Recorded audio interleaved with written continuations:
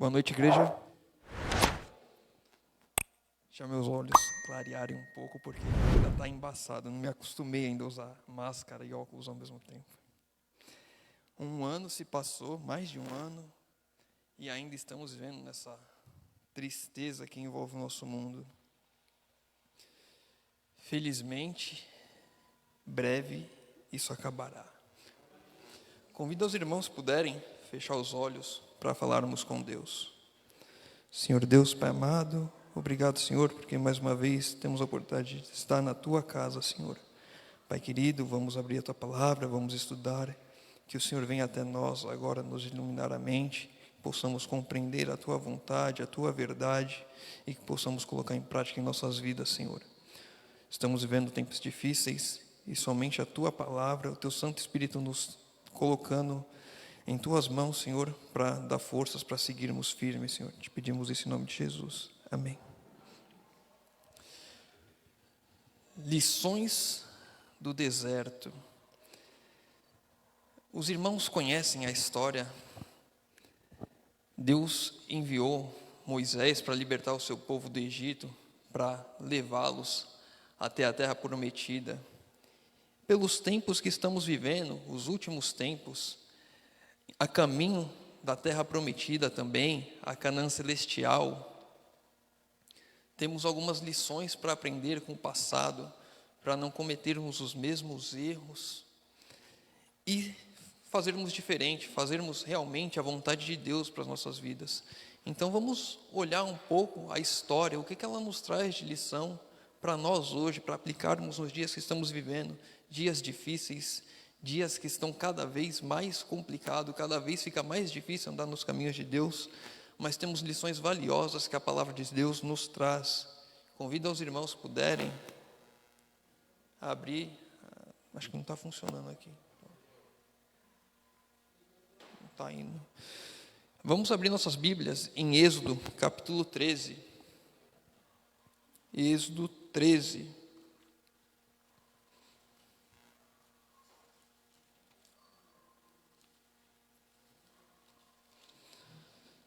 Verso 17, 18, do 20 ao 22.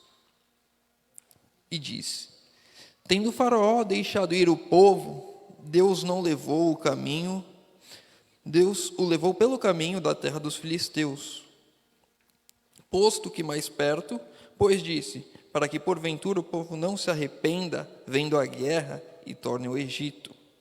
Porém, Deus fez o povo rodear pelo caminho do deserto, pelo Mar Vermelho, e arregimentados subiram os filhos de Israel do Egito.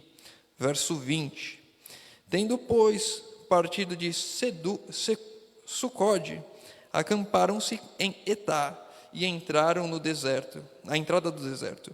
O Senhor ia diante deles durante o dia numa coluna de nuvem, para os guiar pelo caminho durante a noite, numa coluna de fogo, para iluminar o fim de que caminhassem de dia e de noite. Nunca se apartou do povo a coluna de nuvem durante o dia e a coluna de fogo durante a noite. Então Deus acaba de libertar o seu povo do Egito e Ele vai com eles dia e noite, a nuvem durante o dia, a coluna de fogo durante a noite, e eles vão caminhando todos os dias e vão por um caminho mais distante. Eles poderiam ir pela terra dos filisteus, mas Deus fala, não vamos por ali, vamos por outro caminho, um caminho mais longo, mas um caminho que eu vou estar com vocês. E no livro Patriarcas e Profetas, capítulo 25, nós lemos um pouco mais sobre o que aconteceu ali. Se tivessem tentado passar pela Filístia, seu prosseguimento teria sido impedido, pois os filisteus, considerando-os como escravos escapados aos seus senhores, não teriam hesitado em mover-lhes guerra. Os israelitas estavam mal preparados para o encontro com aquele povo poderoso e aguerrido. Tinham pouco conhecimento de Deus e pequena fé nele. E ter-se-iam aterrorizados e desanimados. Estavam desarmados e não tinham o costume de guerrear. O espírito estava deprimido pelo longo cativeiro e sentiam-se embaraçados pelas mulheres e crianças, ovelhas e gados. Guiando-os pelo caminho do Mar Vermelho, o Senhor revelou-se como um Deus de compaixão, bem como de discernimento. E eu não conhecia esse caminho que eles fizeram, então eu fui pesquisar como é que era. Eu não sei se dá para os irmãos verem muito bem, mas o primeiro ponto, mais ao lado esquerdo dos irmãos, é o ponto que eles saíram, aquele ponto preto ali em cima. E eles fizeram toda essa linha tracejada até chegar lá em cima, no ponto mais alto do lado de cá, que é Canaã. E a gente sabe que o caminho mais curto, se a gente olhando no mapa, era eles irem reto aqui, mas Deus fez eles irem por um caminho mais difícil, um caminho que iria demorar 40 dias. E o que nós aprendemos de lição com isso? Por mais que o caminho fosse o mais longo, o mais difícil, Deus estava com eles de dia e de noite. Era o caminho que Deus tinha direcionado com que eles andassem. Deus estava os conduzindo. Eles poderiam ir pelo caminho mais fácil, pegar um atalho, mas Deus ali não estaria. Deus iria conduzi-los pelo caminho certo, o caminho que eles deveriam andar. Deus já sabia todos os obstáculos que eles deveriam fazer, que eles iriam passar indo por cada um dos dois caminhos. E Deus sabia que pelo caminho mais fácil, o caminho mais curto, o atalho, apesar de parecer mais fácil, seria o caminho que eles iriam desistir da caminhada, que eles iriam voltar atrás, que eles iriam preferir ter sido escravos, iriam se arrepender de ter saído, iriam perder a confiança em Deus. E para nós hoje, nós temos que ter isso como lição também. E não só como lição de vida, mas como a comunidade cristã também. O que nós fazemos hoje para alcançar os corações? Será que estamos fazendo a vontade de Deus? Estamos pregando o evangelho da forma que Deus quer? Ou estamos tentando pegar alguns atalhos? Ou estamos tentando facilitar? Será que nós estamos vivendo a vida da forma que Deus quer? Como é que eu vivo no meu trabalho? Será que eu estou pegando alguns atalhos, fingindo ser um cristão? Será que eu estou fazendo da maneira correta, andando pelo caminho que Deus quer que eu ande? Por mais que tenham mais lutas, por mais que seja mais difícil, por mais que eu olhe e pareça que eu vou fracassar, é aquele caminho que Deus está como uma nuvem durante o dia e como uma coluna de fogo durante a noite. E por mais que nós não possamos ver isso, nós vemos na história de Israel que o segundo templo foi um templo muito mais glorioso, mesmo sem a Shekinah. Então a lição que nós temos, devemos sempre andar pelo caminho que Deus quer que andemos, o caminho que Deus nos guia, e não pelo caminho mais fácil. Seguindo o nosso estudo, Patriarcas e Profetas, capítulo 25. Através de um caminho assustador e semelhante a um deserto, jordeavam eles. Já começava a considerar para onde sua marcha os iria levar. Estavam tornando-se cansados com o caminho dificultoso, e em alguns corações começou a surgir receio de perseguição pelos egípcios, mas a nuvem ia adiante deles. O fato de Deus estar ao nosso lado, ao meu lado, ao seu lado, não quer dizer que vai ser um caminho fácil.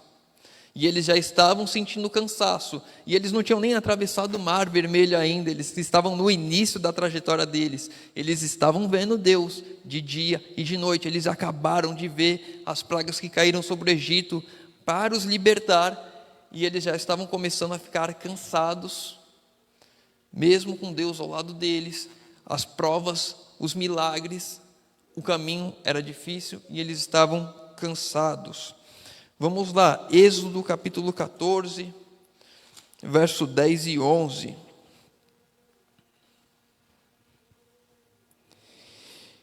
E chegando Faraó, os filhos de Israel levantaram os olhos, e eis que os egípcios vinham atrás deles, e tremeram muito.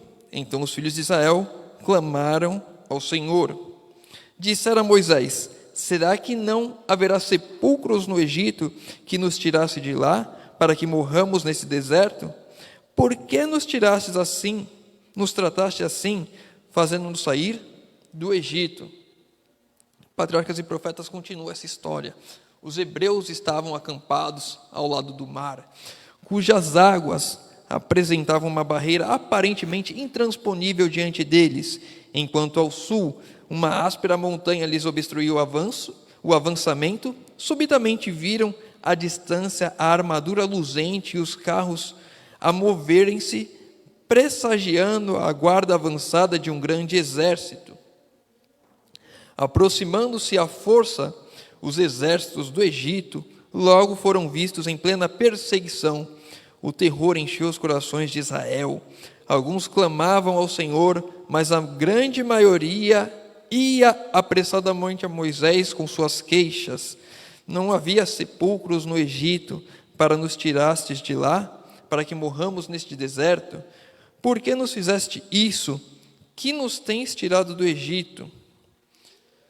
Não é esta a palavra que te temos falado no Egito, dizendo: deixe-nos que sirvamos aos egípcios, pois que melhor fora servir aos egípcios do que morremos no deserto. Então aqui, eles já estão à frente do Mar Vermelho, eles olham para trás a montanha, eles olham de lado, o exército chegando, e eles olham à frente, uma barreira de mar intransponível, eles não tinham para onde correr. E aqui a gente vê claramente que tem dois grupos. Um grupo que nos momentos de dificuldade, cansados, está difícil, eles pegam, olham os olhos a Deus e clamam ao Senhor. Eles oram, eles exprimem as suas dificuldades, eles se achegam a Deus cada vez mais, confiantemente de que Deus, que tanto já fez por eles, iria fazer novamente. Enquanto a gente vê que a maioria vai reclamar. A maioria vai achar dificuldade, vai querer desistir, vai achar que o que estava antes era melhor. Eles estavam escravos, eles não estavam vendo uma vida boa. E eles ainda assim estavam preferindo ser escravos do que confiar em Deus. E a gente tira uma lição valiosa aqui para nós hoje. Devemos escolher de que grupo queremos ser, a que grupo queremos pertencer. Quando os momentos de dificuldade chegarem nas nossas vidas, nós vamos clamar a Deus confiantemente de que o Deus que faz as promessas, o Deus que faz os milagres, vai estar ao nosso lado e vai nos auxiliar e vai mostrar o caminho, por mais que seja difícil, por mais que tenha dor, por mais que tenha sofrimento. Ou nós vamos só reclamar agora com Deus e falar que antes estava bom. A miséria sem Deus, a tristeza, o sofrimento, mas estava bom, porque o sofrimento agora parece que dói mais. A maioria vai reclamar, vai se queixar. Que possamos, eu e você, estarmos no grupo de que vai clamar confiantemente no Senhor, que a promessa vai se realizar. E as lições se seguem, temos muitas lições no deserto. Patriarcas e Profetas, capítulo 26. Deus prometera ser o seu Deus, tomá-los para si como um povo e guiá-los a uma terra vasta e boa. Mas eles estavam prontos a desfalecer a cada obstáculo encontrado no caminho para aquela terra. Então, novamente a gente vê aqui que eles estão a caminho da terra e cada obstáculo, cada dificuldade era um empecilho, era uma vontade de desistir.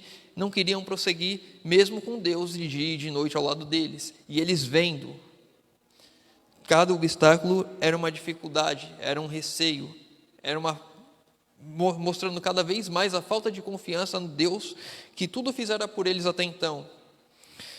E o texto segue: de maneira maravilhosa, Ele os tirara do cativeiro do Egito, para que os pudesse levar e enobrecer, e fazer deles um louvor na terra.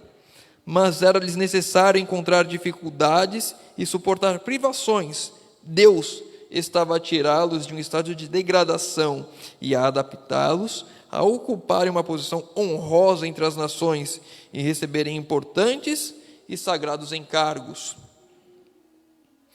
Houvessem tido fé nele, em vista de tudo que operava por eles, e teriam de bom ânimo suportado incômodos, privações, mesmo verdadeiro sofrimento, mas estavam indispostos a confiar no Senhor, a não ser que testemunhassem as contínuas provas do seu poder.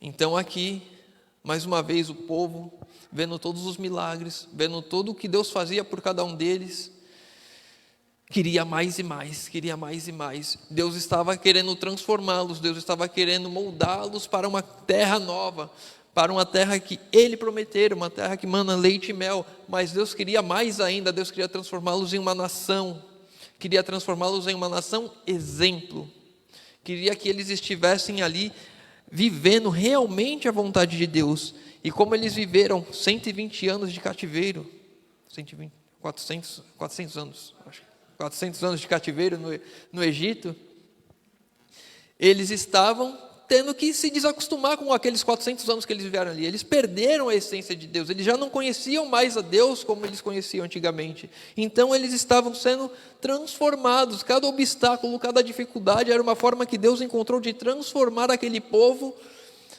à vontade de Deus, mas eles não queriam ser transformados. Eles saíram do Egito, mas queriam levar o Egito com eles. Eles iam para uma terra nova, para uma terra onde Deus seria o seu rei, o seu comandante, mas eles queriam levar o Egito junto. Eles queriam só os milagres, só a bênção de Deus. Eles não queriam se transformar aquilo que Deus queria que eles ficassem. E o texto segue: viam e sentiam unicamente seus incômodos e provações presentes, e em vez de dizerem, Deus fez grandes coisas por nós, conquanto tenhamos sido escravos, está a fazer de nós uma grande nação. Falavam eles das dificuldades do caminho e consideravam quando terminaria sua cansativa peregrinação. Eles só queriam que acabasse a peregrinação, queria que acabasse ali. E a gente vê que aqueles 40 dias se transformaram em 40 anos pela própria incredulidade daquele povo. Eles viam cada dia os milagres de Deus. Eles viram as pragas, viram o mar se abrir, viram o maná chover. E aí, quando eles chegaram na terra, não, a gente não vai conseguir. 40 anos no deserto, e toda vez uma dificuldade, toda vez um obstáculo, cada vez uma reclamação. E o texto segue. Muitos consideravam os israelitas daquele tempo. Esse é um aviso para nós, é uma mensagem do próprio texto para nós. Muitos consideram os israelitas daquele tempo e admiram-se de sua incredulidade e murmuração, achando que se tivessem estado no lugar deles, não teriam sido tão ingratos, mas quando sua fé é provada, mesmo com pequenas aflições, não manifestam maior fé ou paciência do que fez o antigo Israel. Quando levados a situações angustiosas, murmuram contra o meio que Deus escolheu para os purificar. Posto que sejam supridas suas necessidades presentes, muitos não estão dispostos a confiar em Deus para o futuro e se acham em constante ansiedade, receosos de que a pobreza lhes sobrevenham e seus filhos venham a sofrer.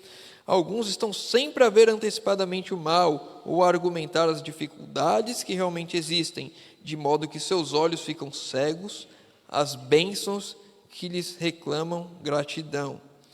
Os obstáculos que encontram, em vez de os levar a buscar o auxílio de Deus, a única fonte de força, separam-no dele, porque despertam inquietação e descontentamento. Então a gente costuma olhar para aquele povo, viu as pragas, viu o mar se abrir, viu o maná chover, viu cada dia um milagre de Deus, a nuvem durante o dia, a coluna de fogo durante a noite, eles andavam, Deus provia, as roupas não gastavam. A gente tem o costume de olhar para eles e falar que eles foram muito ingratos, que era muito fácil, mas muitas vezes quando sobrevém a nós tentações iguais, privações iguais, dificuldades iguais, nós fazemos a mesma coisa que eles e reclamamos de Deus. Quando nós vemos agora na segunda lição que a maioria do povo reclamou e murmurou, é um exemplo para nós hoje, que as dificuldades que estão aqui, muitas vezes Deus está colocando aquele obstáculo que é para nos transformar para a Canaã celestial. Nós estamos à porta da Canaã. Jesus está voltando. E para que isso aconteça, para que possamos estar lá, nós devemos ser cada dia transformados à imagem e semelhança de Deus. cada dia mais, cada dia uma transformação, de glória em glória a caminho dos céus.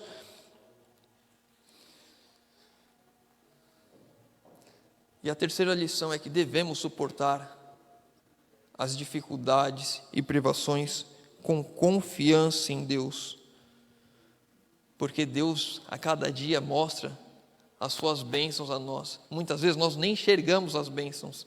Quantas bênçãos, quantas coisas que já não aconteceram no nosso dia de hoje, que devemos agradecer a Deus e que nós não agradecemos. Mas se viesse uma pedrinha que a gente tropeçasse, era um motivo de reclamação, motivo de achar que Deus é injusto.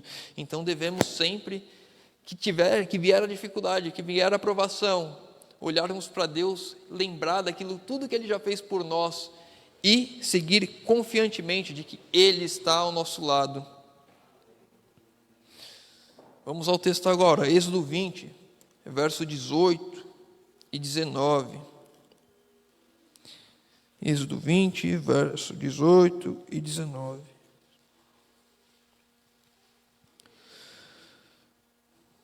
Todo o povo presenciou os trovões e relâmpagos, e o canglor da trombeta, e os montes fumegantes, e o povo, observando, se estremeceu e ficou de longe. Disseram a Moisés: fala-nos tu, e te ouviremos, porém não fale Deus conosco, para que não morramos.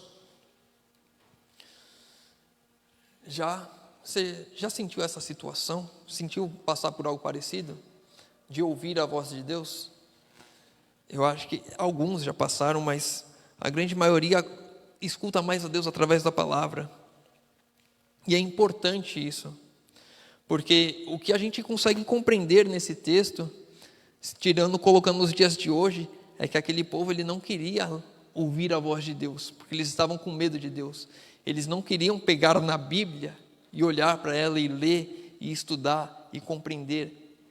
O que eles falaram? Moisés, estuda tu, fala tu com Deus e depois tu fala para nós o que nós vamos fazer. E quantos de nós hoje não negamos em ouvir e falar com Deus, porque Deus quer ter um relacionamento pessoal comigo e com você, meu irmão. É um relacionamento pessoal, não é através de alguém. E aí a gente vê esses exemplos claros nos nossos dias. Chega na escola sabatina, quantos estudaram a lição? Quantos leram a Bíblia durante a semana, todos os dias? Quantos que realmente tiveram contato com Deus e falaram com Deus? Mas a maioria de nós vem para a igreja e ouve o pregador falando, ouve o professor da escola sabatina falando, e aí depois vai para casa, porque a gente não quer ter o contato com Deus, a gente quer que outra pessoa fale com Deus e que ela venha falar, mas Deus, Ele quer ter um contato pessoal comigo e com você. E o texto segue, esse texto não está aqui, mas vamos ler. O povo de Israel estava dominado pelo pavor. O terrível poder da fala de Deus parecia tal que o não poderiam suportar seus trêmulos corações, pois ao ser apresentado diante deles a grande regra de justiça de Deus, compenetraram-se como nunca antes do caráter ofensivo do pecado e de sua própria culpabilidade à vista de um Deus santo. Então, a lição que nós tomamos, devemos buscar a Deus por nós mesmos. Devemos, eu e você, ir atrás da vontade de Deus, de ouvir a voz de Deus, de falar com Deus, de escutar a Deus e colocar isso em prática na minha e na sua vida. Livro de Levítico agora, capítulo 10. Levítico 10, verso 1 e verso 2.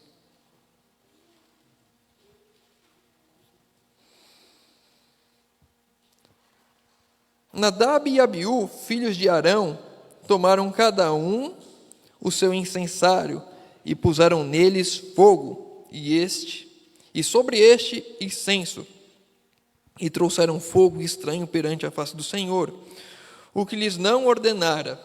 Então saiu fogo diante do Senhor e os consumiu, e morreram perante o Senhor. O Espírito de Profecia nos aprofunda isso. Patriarcas e Profetas, capítulo 31. Abaixo de Moisés e Arão, Nadab e Abiú eram os mais preeminentes em Israel.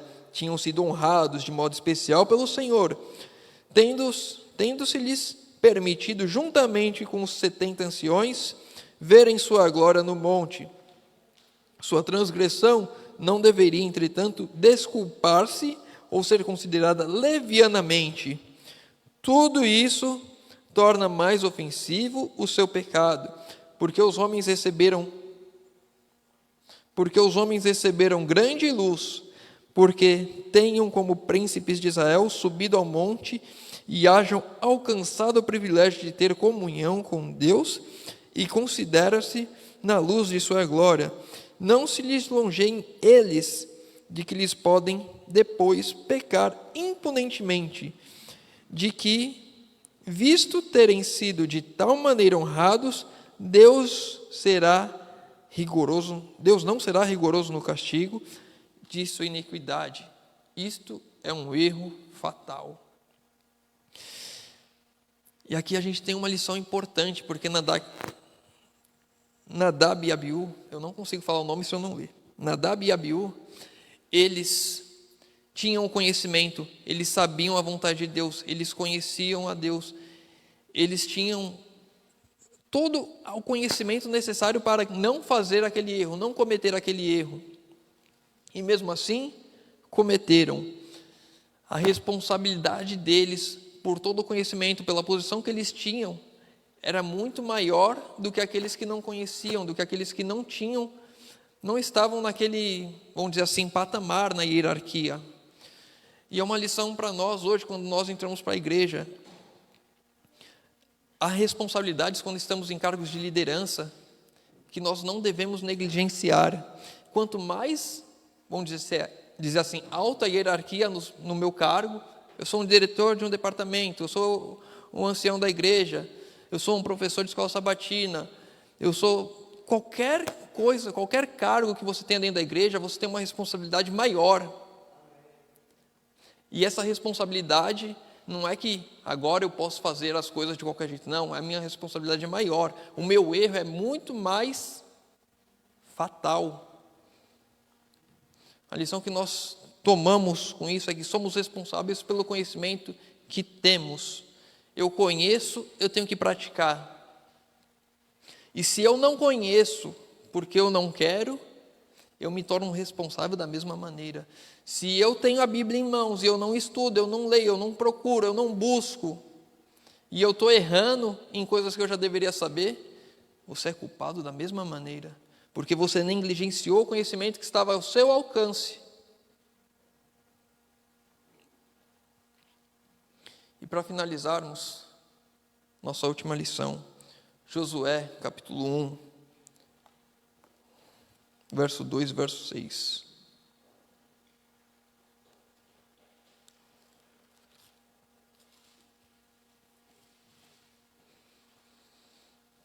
Josué 1, verso 2 e verso 6. Moisés, meu servo, é morto. Dispõe-te agora, passa esse Jordão, tu e todo este povo, a terra que eu dou aos filhos de Israel. Verso 6. Sê forte e corajoso, porque tu farás esse povo herdar a terra que, sob juramento, prometi aos seus pais. Quando a gente olha para a história, a gente estuda as profecias, a gente vê que nós, no tempo em que Cristo pode voltar a qualquer instante, estamos às portas de Canaã. E a mensagem de Deus para nós é: ser forte e corajoso. Siga em frente. A promessa que Deus prometeu no deserto, lá atrás, quando tirou aquele povo do Egito, 400 anos de escravidão, 40 anos no deserto, a promessa chegou, eles estavam às portas de Canaã, bastava entrar. E mais uma vez, estamos vivendo algo parecido na história, estamos às portas de Canaã. E com todas essas lições que nós aprendemos, todas as lições que nós vimos, temos que colocar em prática em nossas vidas. Porque agora é um momento de decisão, agora é um momento de escolha. Eu vou entrar ou eu não vou entrar em Canaã? Eu vou seguir firme naquilo que Deus quer para mim ou eu vou desistir? Ainda há alguns obstáculos à frente, ainda há coisas que temos que enfrentar. E agora é o momento que temos que tomar a decisão: estar ao lado de Deus, fazer a vontade de Deus, ou desistir de tudo e pegar o caminho largo, o caminho mais fácil. Mas uma coisa é certa, e é essa lição que nós trazemos agora: Deus sempre cumpre as suas promessas. Ele prometeu que ia levar aquele povo a Canaã, e ele levou. E Jesus prometeu que iria voltar aqui para nos buscar, eu e você. A promessa vai ser cumprida. Agora basta eu e você decidirmos se vamos ou não. É difícil, o caminho é longo, estamos cansados, mas Deus está comigo e contigo de dia e de noite, a todo instante, nos conduzindo a Canaã. O irmão Alan vai fazer a oração final, mas antes eu queria dar uma notícia para os irmãos, que o José Irlan me passou agora, a respeito do falecimento da nossa irmã Maria Romão. Não sei quantos lembram dela. Ela mora próximo à casa do Marcos, né? Inclusive, o ano passado teve uma serenata para ela, né? Eu não tenho muitos detalhes a respeito do falecimento, do que faleceu, também não sei. Também não temos, não sabemos também em qual cemitério vai ser sepultado, o horário. Provavelmente, quando nós tivermos mais notícias, mais informações, vai ser passado no grupo de membros da igreja, ok? Peço que a igreja ore pela família, e, se possível, também o Senhor orar pela família da nossa irmã. Obrigado.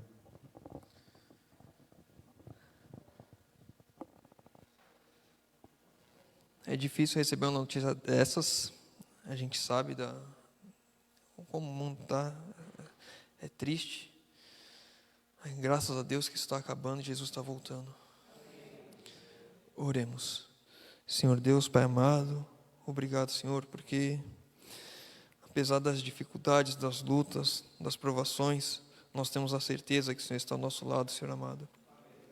Pai querido, te pedimos, Senhor, que você esteja dando forças para a família da irmã, que o Senhor possa confortar o coração dos irmãos lá, que o Senhor, Pai, possa usar esse momento de dor para nos aproximarmos cada vez mais de Ti, Senhor amado, porque Jesus está para vir, está para voltar, e só ao Teu lado, Senhor, que temos a certeza da salvação, a certeza da vida eterna, Pai querido, onde essa morte não passará de um sono, onde iremos ressuscitar para a honra e glória do Teu santo nome, Senhor, e viver a eternidade ao Teu lado. Pai querido, te pedimos que essas lições que o Senhor nos deu no deserto, que possamos aplicá-las todas em nossas vidas, Senhor amado, que possamos, Senhor, juntos ao Teu lado, fazer resplandecer o Teu nome nessa terra que estamos, Pai. Possamos alcançar mais e mais almas para o Teu reino, Pai amado. Te pedimos, Senhor, em nome de Jesus. Amém.